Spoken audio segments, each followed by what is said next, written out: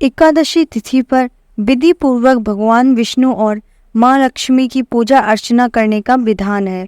धार्मिक मत है कि पुत्रदा एकादशी व्रत करने से साधक को भगवान विष्णु की कृपा मिलती है और संतान की प्राप्ति होती है।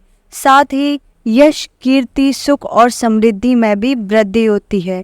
अगर आप भी संतान की प्राप्ति चाहते हैं तो सावन की पुत्रदा एकादशी का व्रत करें और पूजा के दौरान व्रत कथा का पाठ करें।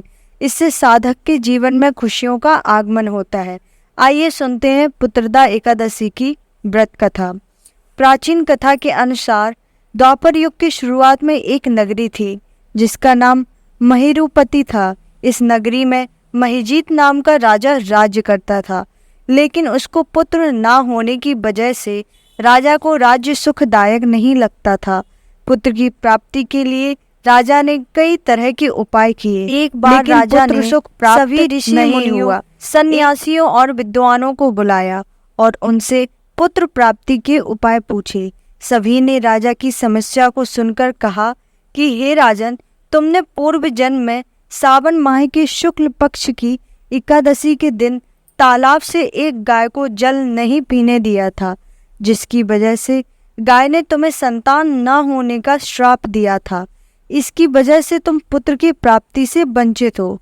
इसके पश्चात ऋषि मुनियों ने कहा कि अगर तुम सावन की एकादशी का व्रत विधि पूर्वक करोगे तो इस श्राप से मुक्ति पा सकते हो, जिसके बाद तुम्हें संतान की प्राप्ति हो सकती है।